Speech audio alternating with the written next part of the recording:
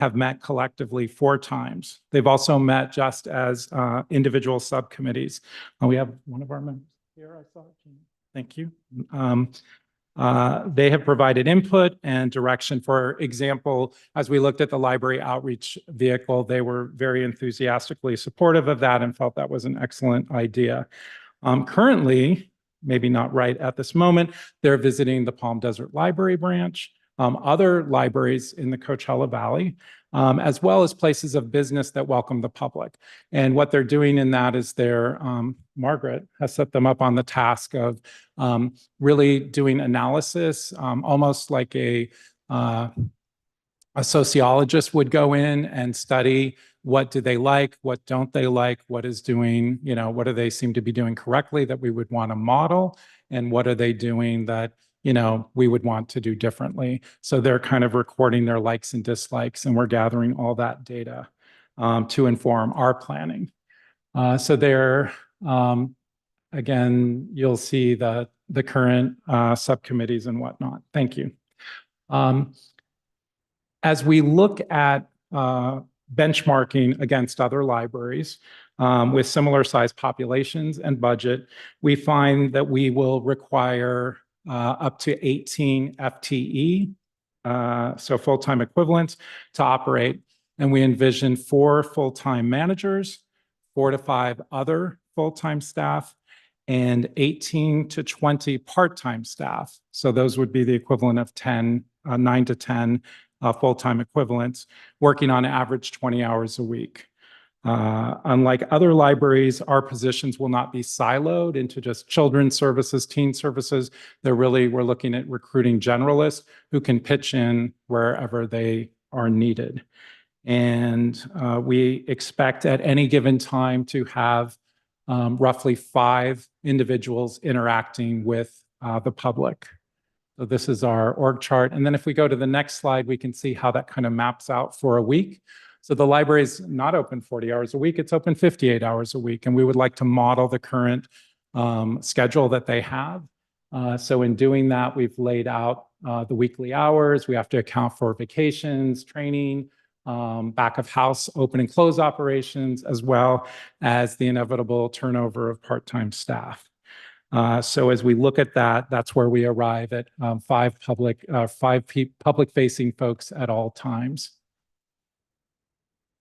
Now, if I could, I'd like to introduce Margaret, who will go over the current facility, which she spent 2 hours in this morning, but she had been there before, and she'll talk about some of our plans for our light refresh. Thank you, Gary. Nice to be here, especially this time of year where our firm is based in New York City. I'm escaping the winter weather. So one of the most visible ways that you all will demonstrate this important investment is through creating a wow factor with the library's reopening on July 1st.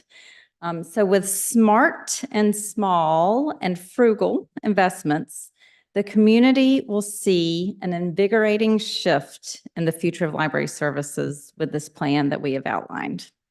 And this will be achieved through a series of what we're calling high, medium, and low interventions to create this experience of possibilities that is intended to demonstrate both what the possibilities are for the next few years that the library will continue to remain in this building, but also be a laboratory for opportunities for the future facilities growth as well. So the community will really be this wonderful prototype and pressure test, as well as a continuous opportunity for feedback loops to try out new things. So as soon as you walk in, you will feel welcome and engaged, and we have what you see as the laboratory zone. And we've been calling it the Everyday Palm Desert World's Fair. Every time you walk in, it'll be an experience of newness and energy and invigoration with community-based hands-on activities like a giant puzzle or like a giant game, retail-like displays of entrepreneurs in the community that are featuring and showcasing their new products, popular materials, of course, the Friends displays, heavily merchandised and beautifully robust for just popping off the shelves and bringing in all sorts of new revenue.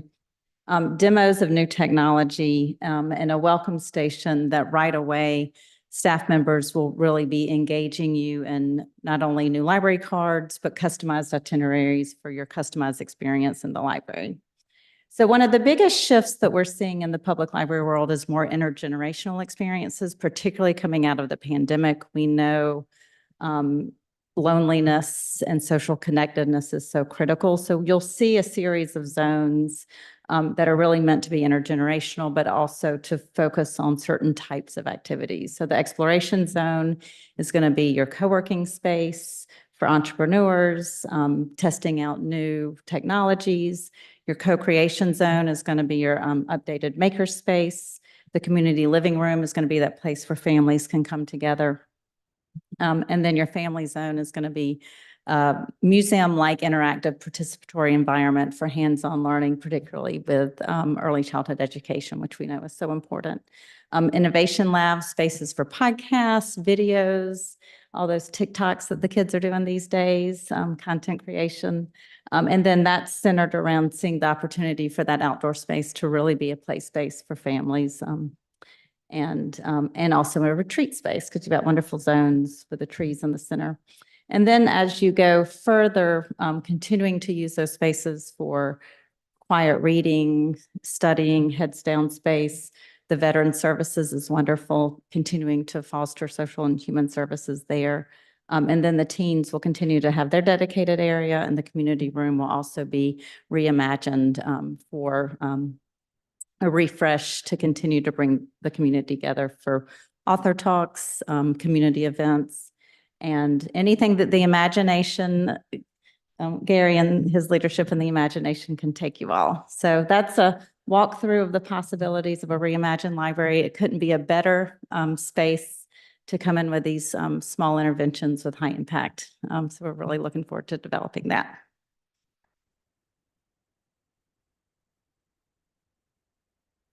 So we're really envisioning this space as a library laboratory to try out different technologies, different ways to work with customers so that we can then take that learning and transfer it to a new facility.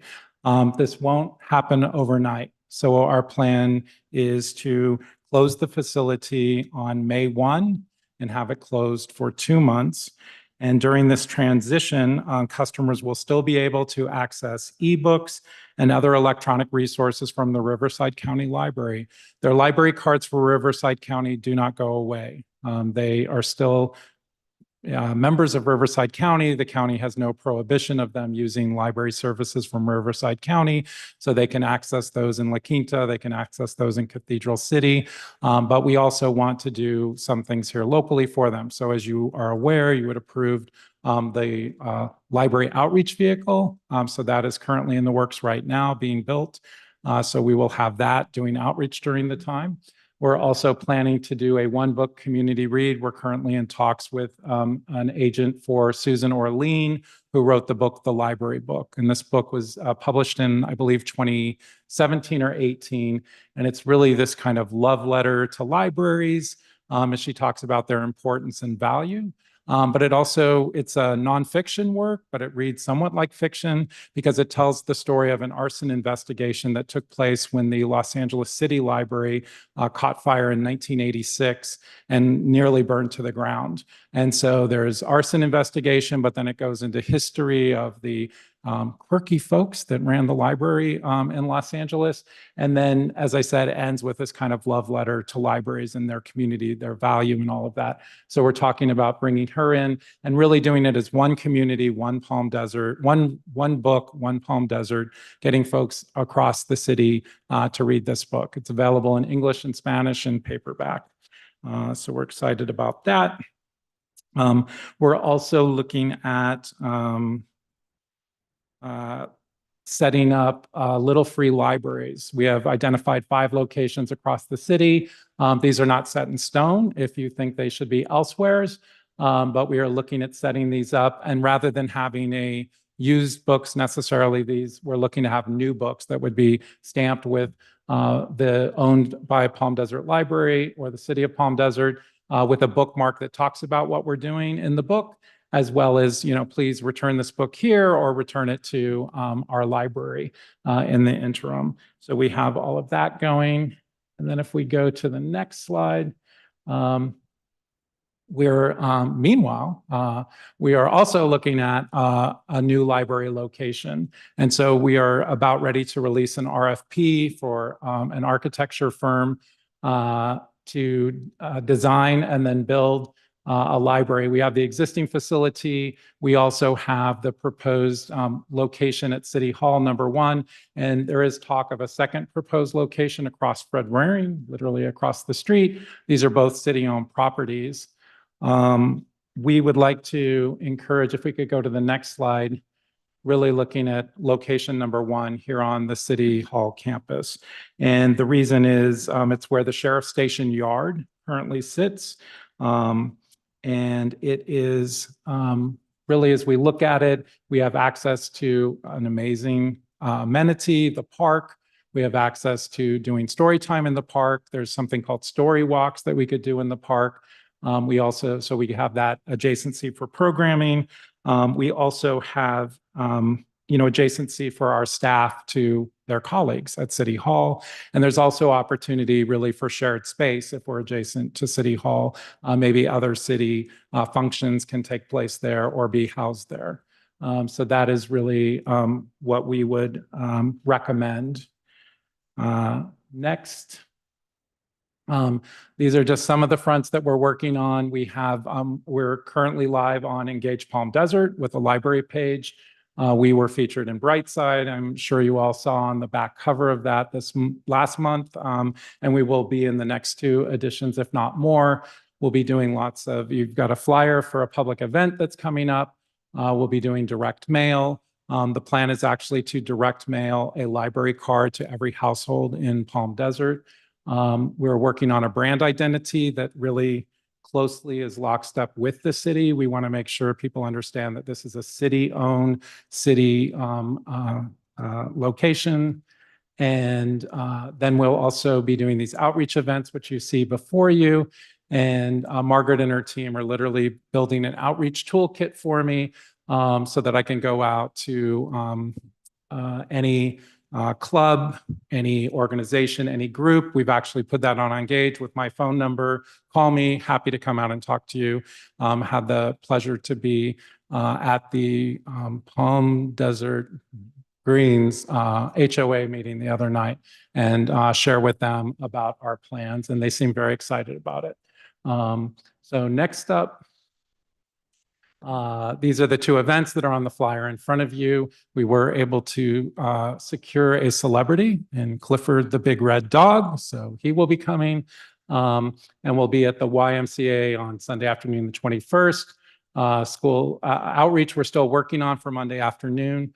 And then in North Palm Desert at the iHub on Tuesday morning. And just this morning, we secured a library program with teens the afternoon of the 23rd at the existing library. So that is why that's not on the list right now. It just got secured. Next up. As far as budget goes, our plan is to operate within the existing operations budget that you've already approved. And then next week, in 2 weeks, we'll be bringing to you plans to move the $675,000 in the library improvement fund into a fund where we can use that to purchase furniture, fixture, and equipment. And that is all stuff that we would be able to take from the existing facility and move to a new facility. So that is our budget, just under $2 million. And then on the next slide, we're almost done. A lot going on. Obviously, the community open engagements. The task force meeting is actually the 22nd. The 21st is a Sunday, so apologies for that typo. So they'll be talking about their shared observational findings, discuss the future library service and strategy, and we'll be going over the design refresh with them. At the next meeting, we plan to bring forward a municipal ordinance to establish the library. We'll be ordering furniture, fine-tuning the design in the month of February. We are working with both the county and College of the Desert to finalize both our withdrawal agreement and the lease agreement. So those we intend to bring to you by late February. And again, we're launching the design RFP and hopeful in March to bring you the firm that we would like to hire. Next up, at the next council meeting, we plan to bring you options for establishing a 501c3 for fundraising to solicit monies to help build this new library that we wish to build.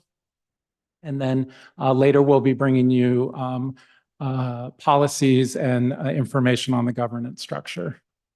So I think that is probably the last slide, but happy to answer any questions that you might have. Do any of my peers have any questions? Our library committee members or Councilmember Kelly? Quickly, Desert Greens Country Club would be a possible site for a little library. Okay. A very large retirement community. Very. Engaged people as you experience. Mhm. Thank you. At our last council meeting, we tabled our ambitious plans to build a new visitor center on San Pablo. So hopefully staff is exploring. You mentioned preferred site 1 could potentially have space for other city uses. Hopefully staff is exploring compatibility with a visitor center operation since the open hours are compatible. Could you put up the concept page again? Is that feasible? I think that's the design. Yeah, concept design. I love the energy, by the way. Margaret, you match Gary's energy, which is a very high standard. So very exciting. I'm sure you'll enthuse lots of people. Where are the books? So the books are interspersed in the current collection. It is interesting. Usually when a new library opens, people say, where are all the books? There will be books, I assure you. And we are looking at, removing a range or two, but mostly it will be all the same ranges, chock full of books that are, that the community has asked for. We're really looking to match in a just-in-time fashion. These are the books that the community wants and, buying in a very targeted way. So I assure you there will be books. I'm one of those people who likes to just browse the stacks. So there'll be plenty of stacks for you to browse. all right. Thank you. Councilmember Truby? All right. Thank you, Gary. Excellent presentation, bringing us up to speed. A couple questions still here on this map of the proposed library. Just to make sure, I think we went through this in the library task force, but just to reiterate, the shared space will be then for the Friends to operate? No, so we're actually looking at the storage and support would be their area. The shared space is an existing kitchen that's really just meant for staff.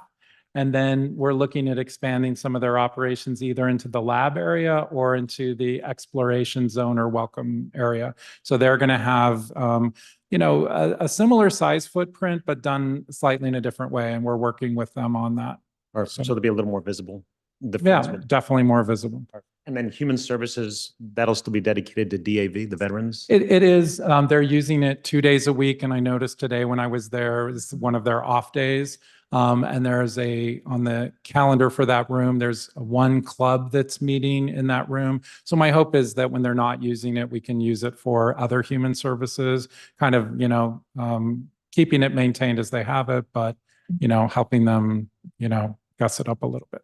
Perfect. And then the community room, my last tour, maybe 6, 7, 8 months ago, the community room, I think one of the complaints or observations was that the decorations were a little dated. Maybe is that going to get sort of refresh on paint and carpeting? So our plan is to paint it, but we're leaving the mural intact because just from my own personal experience, if you mess with someone's mural, you're never going to hear the end of it. All right. So. Very good. And of course, I have a couple more questions. The 5 little free libraries, will they be permanent or just during the The transition? plan was during the transition, though we'll probably keep them running through the summer and we may transition them to permanent. We'll see the popularity.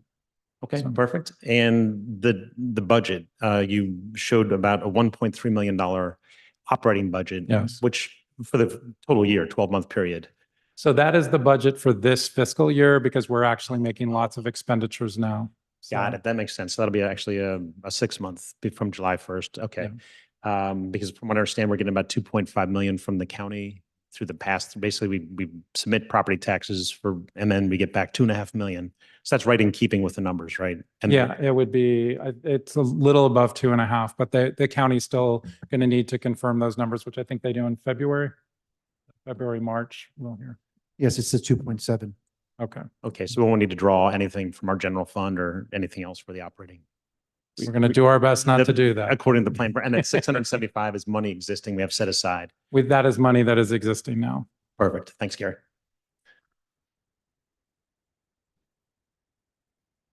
Councilmember Nasande?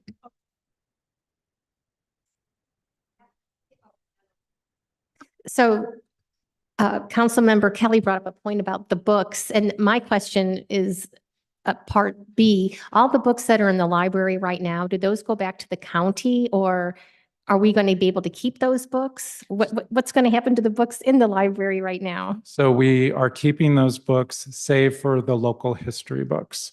So I am attempting to generate a list of all the local history books they have. I've gotten a donation from an author who wrote one last year. So we have one local history book right now. Perhaps Councilmember Kelly has some history books she might consider donating. But we will be trying to rebuild that. But otherwise, we're keeping all of the books. I do. And I'm sure the Historical Society does also, because they have limited storage space. Mhm. And I've heard conversations at their board meetings about what to do with all their stuff. Right. So we won't say anything now, but I will broach them in the interim. And those typically, for now, they keep those as they're considered reference books, which means they stay in the library. So they would always be accessible to the Historical Society if they wanted. So And then my other question was the library cards themselves. You're mailing them out. You said to, So we're going to do it in a couple of different fronts. So we will have an app, and my hope is that a person could load the library card on the app, and then when they have their phone, they always have their card with them. We will also issue library cards, but in order to get, because we don't get to retain the customer base, I think the best way to broach it is to mail an active library card to every household. So they start with, with that card in hand that they can use for electronic resources. They can use once they get to the library, and they can swap it out for probably a more firmer card. It'll be and then what happens if you mail it to somebody and they no longer live there and somebody else has the card? Not that I don't trust people, but how do you make sure? So typically they would be local residents. They're there in that household. So they're local, and the state library does require that we make the library available to all California residents, but with our own card, not anybody else's. So what would happen was that library card, they could borrow any of our e-resources, which cannot be stolen, they automatically return. And then once they wanted to get a physical card, they would come in with identification and all of that, and we would get them a physical card. Thank you. I'm really bet. excited to see this come to fruition. Thank you. Thank you, Mayor Pro Tem? Councilmember. So I have a couple questions. You had that one line item about FF&E. Does that mean that the county's taking everything out, or are we just improving? How's that work?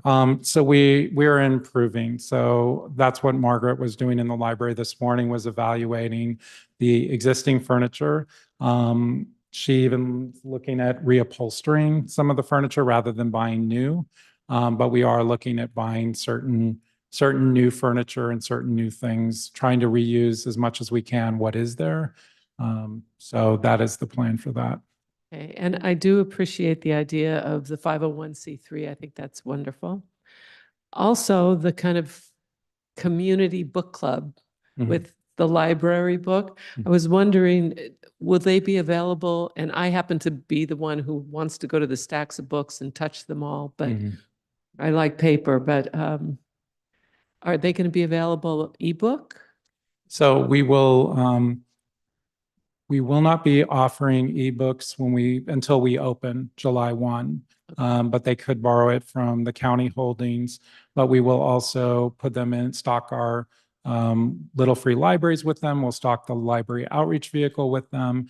And so we'll work to distribute as many hard copies as we can. And we'll source what we can do ebook wise. We may be able to negotiate some sort of license for it. So, Well, this is exciting and happy to see it just going. yay. Thank you, Thanks.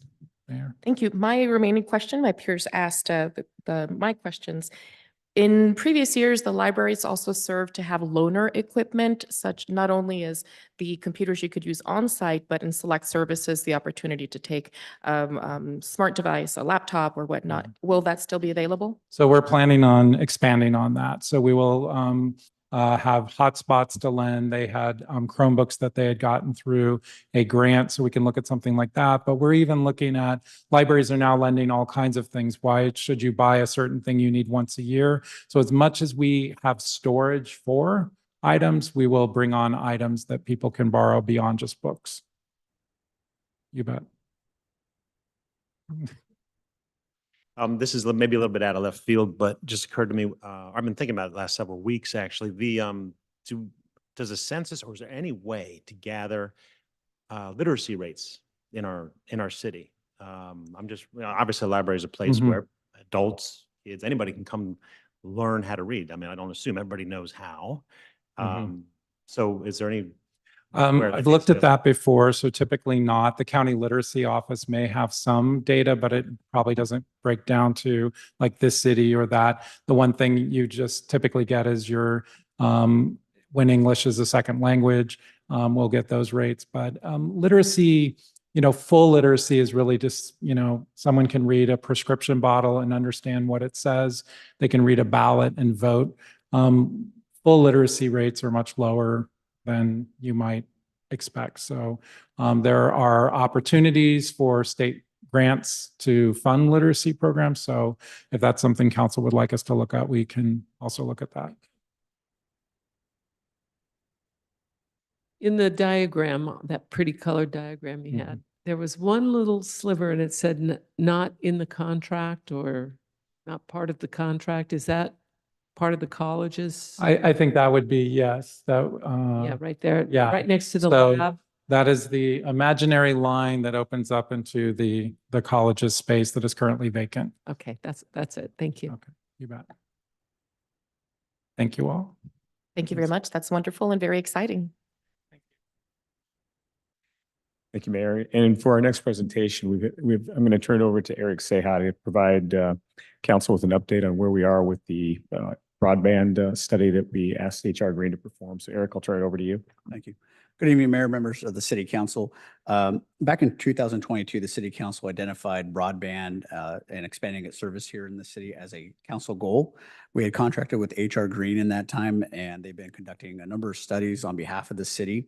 Today, as we get close to finalizing that plan, we have a presentation for you, and many of those details are in that plan. And before we finalize it, want to get your feedback and comments on it. So with that, I'd like to invite up Ken Price and Tim Jonason, our own staff member, Deborah Glickman, if there's any questions, but they have the presentation.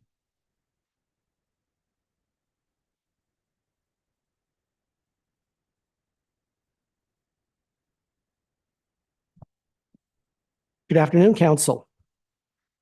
We really appreciate the opportunity to come back before you, spend a little bit of time talking about where we're at with the broadband study. I'm also joined today, as Eric mentioned, by Tim Jonason. In the interest of time, we'll just skip forward and get on with it. Thank you.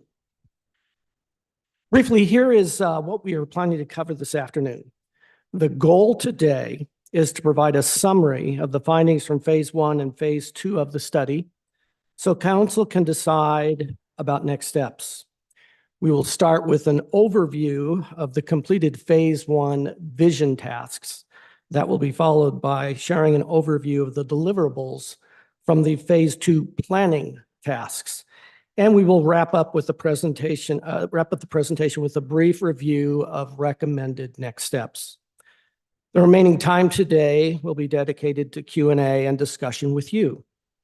And again, today's goal is to provide a summary of the findings from phase 1 and phase 2 of the study so council can decide on next steps. Please know that we would really like this session to be an interactive conversation. So please feel free to share any thoughts, questions, and concerns as we proceed.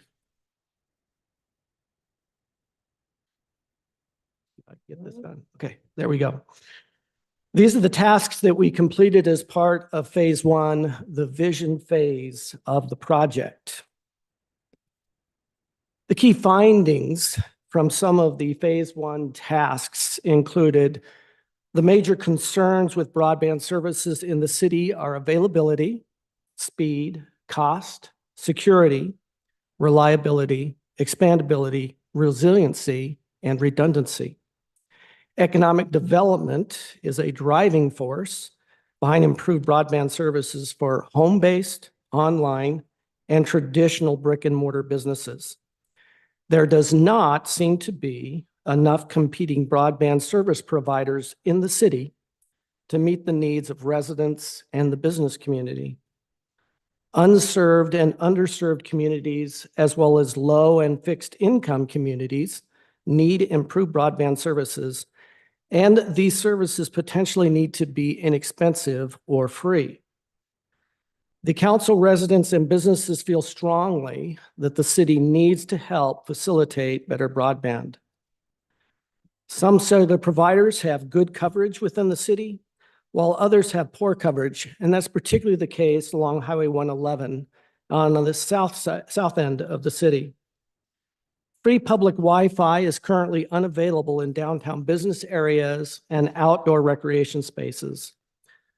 And residents consider the internet to be an essential public infrastructure like electricity, water, and transportation.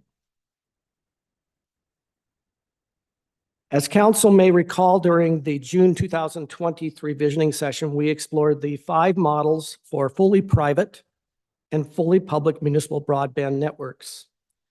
This chart is from a white paper that was created by the US Ignite in July of 2020 for communities considering ways to expand broadband services. These municipal broadband models will be referenced throughout the rest of this session. At the end of the visioning session, the council decided that they wanted the next steps of the study to focus on a recommended municipal broadband model based on the data that was gathered during the vision phase of the study. Based on that data, Model 3, the hybrid ownership model, is recommended and was explored during the planning phase of this study. The general characteristics of this model include a municipal-owned, designed, and constructed middle-mile fiber ring network. The implementation of the recommended model will provide solutions to some of the concerns shared by residents, businesses, stakeholders, and council. When a municipality looks at potentially constructing a fiber network, it usually tries to find funding opportunities to help cover construction costs, such as grants. Typically, the municipality explores a partnership with one or more private sector providers to construct, manage, operate, and maintain the municipal-owned network, as well as to provide services over it, and potentially own, design, construct, and manage the last-mile connections to residents and businesses. It is important to note that some funding opportunities require the city to have one or more private sector partners to qualify for funding. This diagram shows the proposed design of the fiber ring network that aligns with the recommended hybrid ownership model. The network is composed of two fiber rings, a northern ring and a southern ring, with spokes coming off of each of the rings to some anchor institutions. The red dashed line in the diagram shows the path of the rings. Both rings converge at City Hall, this building. This chart shows the estimated construction costs of the network rings based on installing a 288 fiber count sheath within each conduit. It includes anticipated costs for labor, materials, engineering, permitting, quality control, and testing. These estimates include suitable contingencies. As shown, the estimated total cost is approximately $12.2 million. It is important to note that this total estimated cost includes California's prevailing wage. The ability to leverage federal, state, and regional grants and programs can substantially facilitate the cost of a network build-out.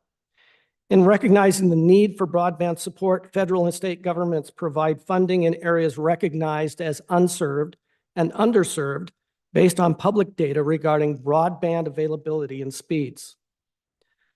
When applications are open, it is recommended that the city consider applying for a California Last Mile Federal Funding Account, or FFA.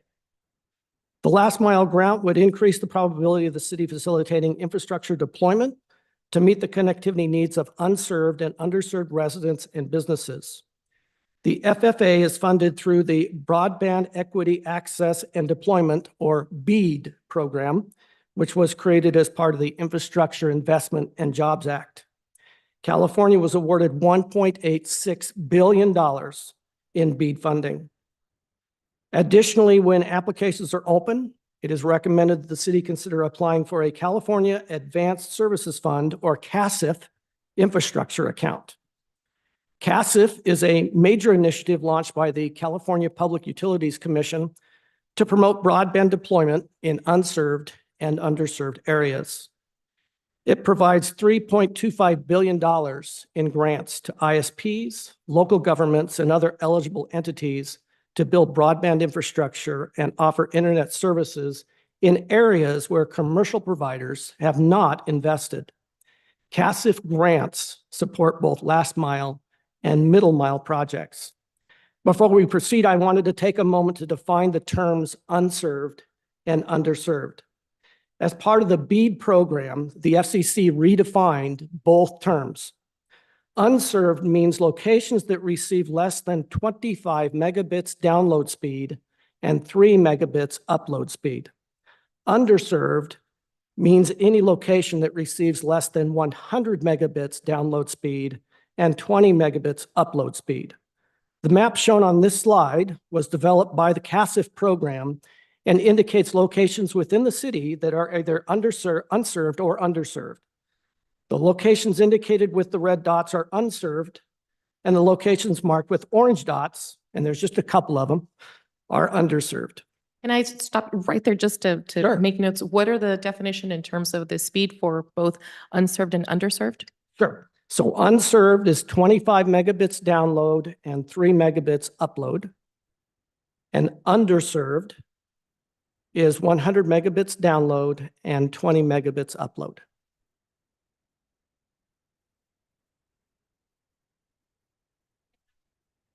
A little confusing with all the lingo of 25 this and Yeah. that. What is the goal for every household then with speed? 100 megabits down and 100 megabits up. That's the goal. That's the goal. So then 25 is considered Not very good. not very good. Yeah. Okay. Yep. Very good. Got it. Good question. Thank you. The hybrid ownership broadband service model will need to leverage funding available through federal, state, and other funding sources for both the fiber ring and last mile network construction. This means that the city will need to identify one or more potential for-profit partners who are interested in leasing the core middle mile municipal network and in building and managing the last mile network.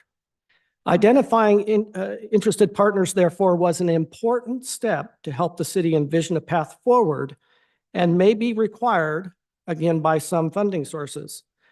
The approach used to engage with potential partners and other interested parties included developing a request for expressions of interest, or an RFEI, publishing the RFEI on the city's bid system, sending the RFEI to a list of potential partners, processing responses to the RFEI, and selecting potential partners based on the level of interest. The city's RFEI was posted November 8th of last year on the city's bid system. Responses were due by December 1st of last year.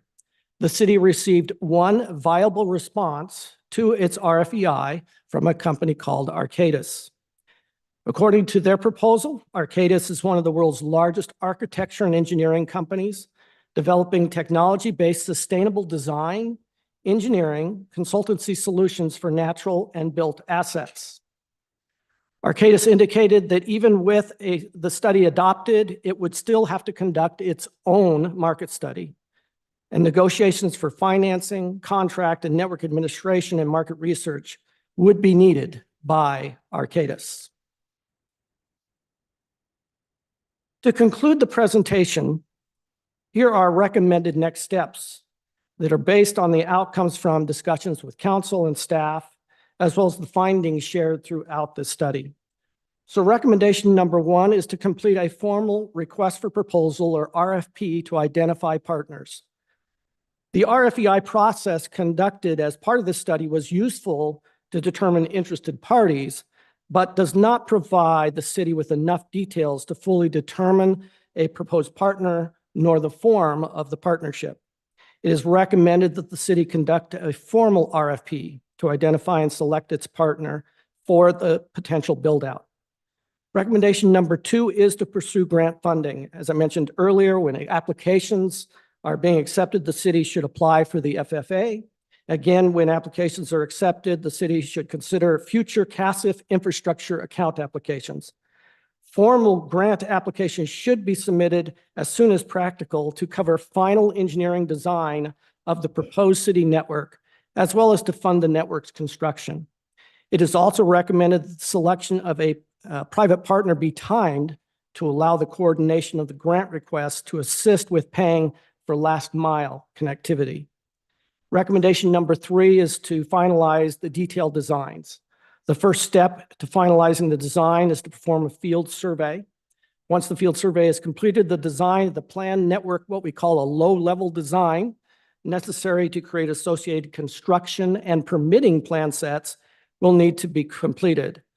If the city decides to bring in a contractor to oversee the construction of the network, then the next step is to create an RFP to select and manage the contractor. And last but not least is to build the network, to construct the network.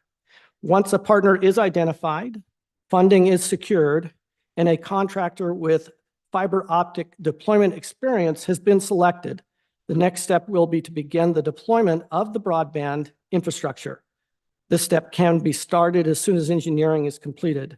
And the city should work closely with its selected private sector partner or partners to ensure that the network construction meets their required last mile architecture.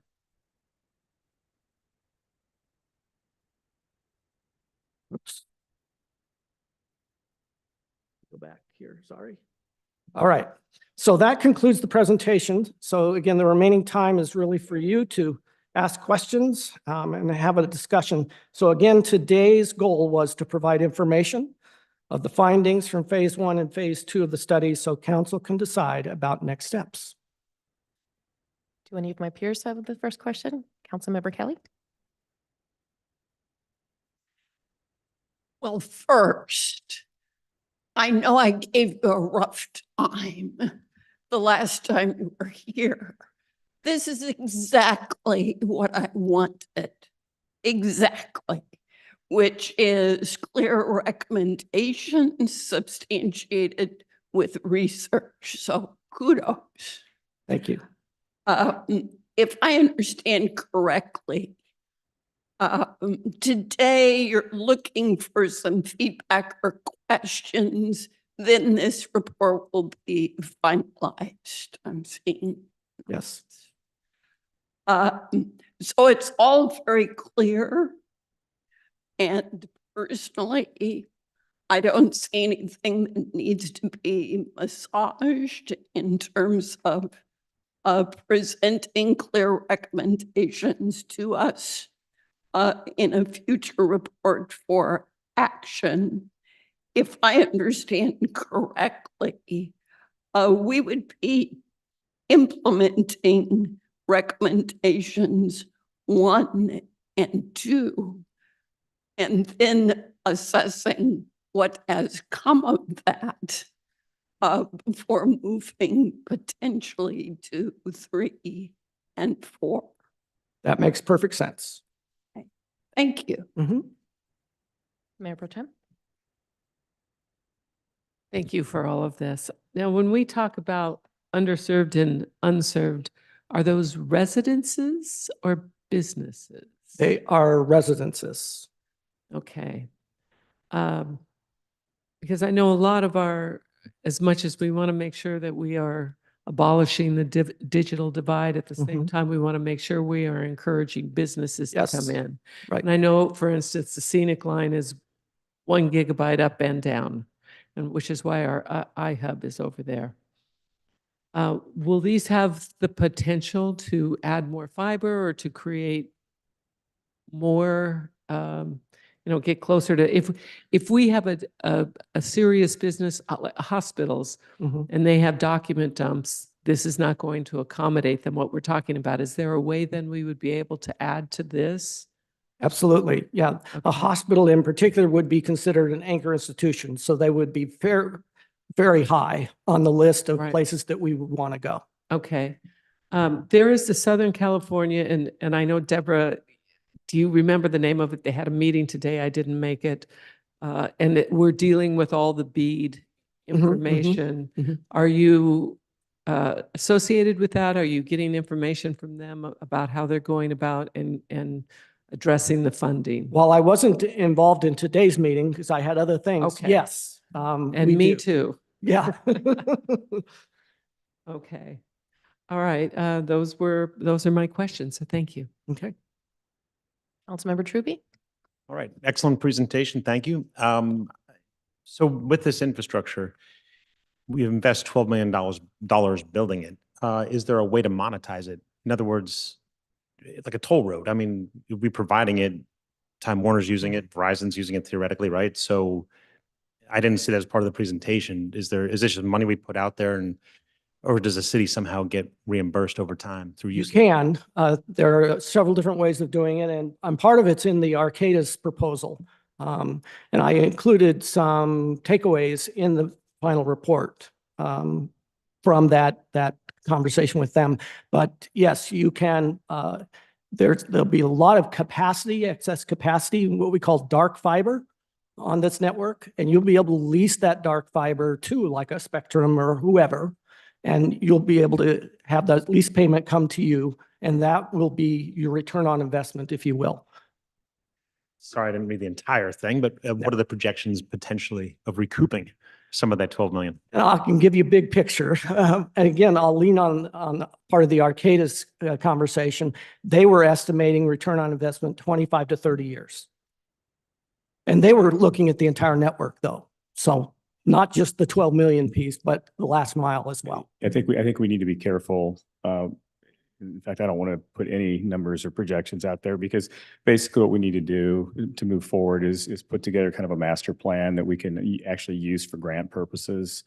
We turn that over to Townsend and our staff to leverage. And so our side of that $12 million number is really going to be dependent on what how much grant funds we can accumulate, what's left over. Does the council want to fund the delta?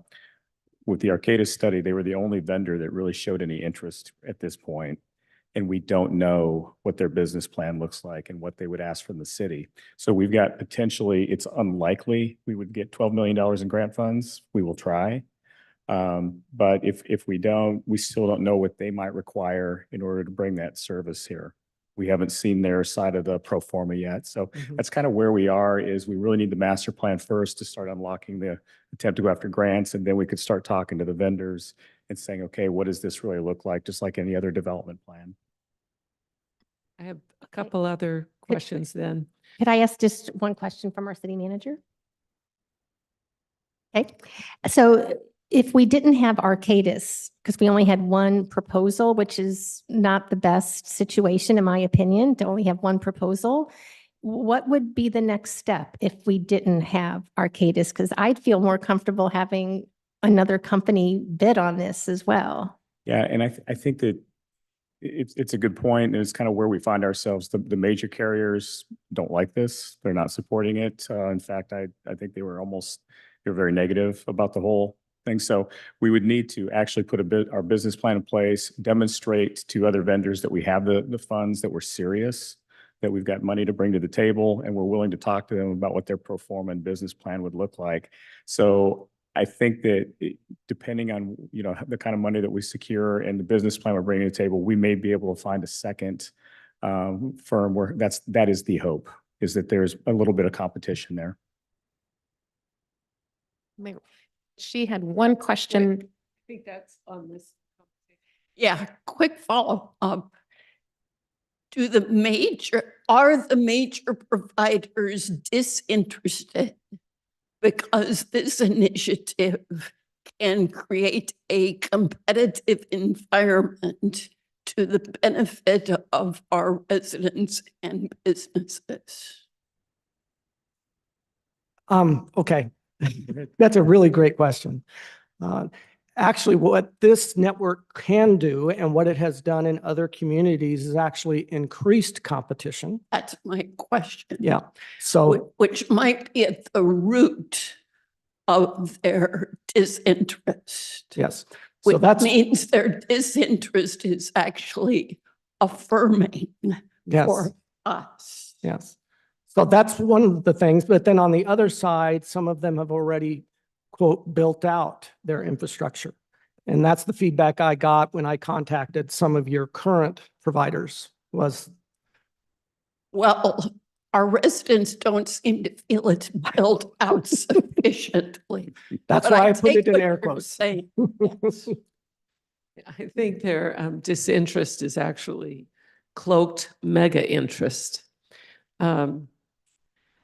Have you worked with the South Bay Ring, the South Bay Cities Ring? Are you familiar with what they? I am very familiar with it, Okay. but I have not worked with them. no. Okay, but I'm wondering if they had other entities who were interested, and maybe we could learn who those other people might be. The other question, is it possible for us to go back where we showed those two loops that we're looking at? Now, have we worked with CVAG to make sure that we are making the most of what they've already run in there, the conduit that they've already laid down? Yes. Okay. And That's as it. a matter of transparency, I need to let you know that I am leading the broadband strategic plan project for CVAG. Okay, as and well, this is so- with CV Sync? Yes. Okay, thank Yep. you. And we did I'll share this with you because Randy said I could. Randy Bowman, who I think you all know is the project manager for the CVAG project that I'm working on.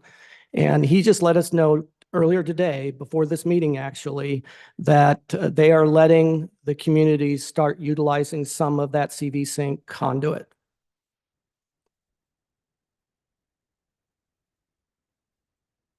Any other questions? Absolutely.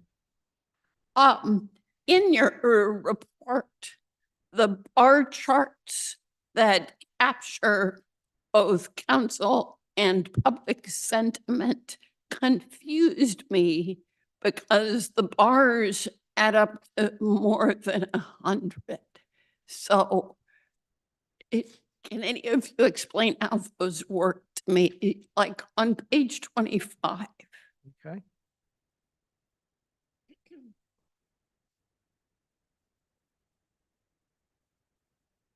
My page 25 must not be the same as yours. Oh, page 17 of your report. What section is that in? Just real quick. Let's see. That's the, Section 2, resident and Okay. business Okay. survey. got it.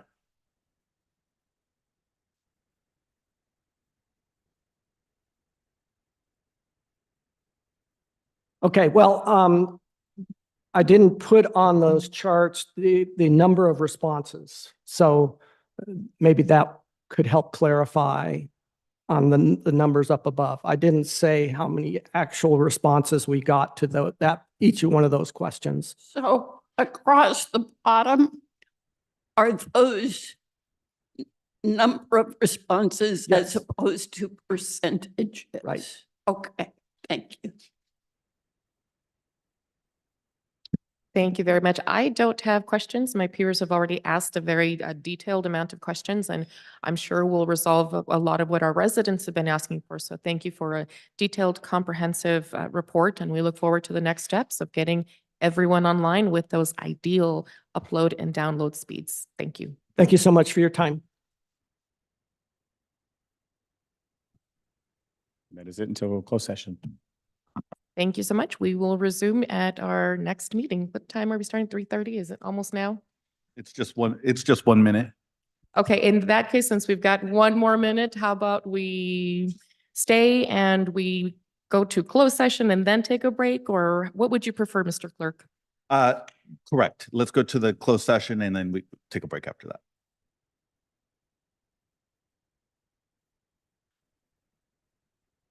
At this time, now at 3:29 p.m., we will begin our meeting. I don't have the verbiage to officially launch the meeting. If I can trouble you so, Mr. Clerk. Certainly. This is just calling the closed session meeting to order and all councils present, and we have no public comment cards. So we can move to the meeting. Thank you.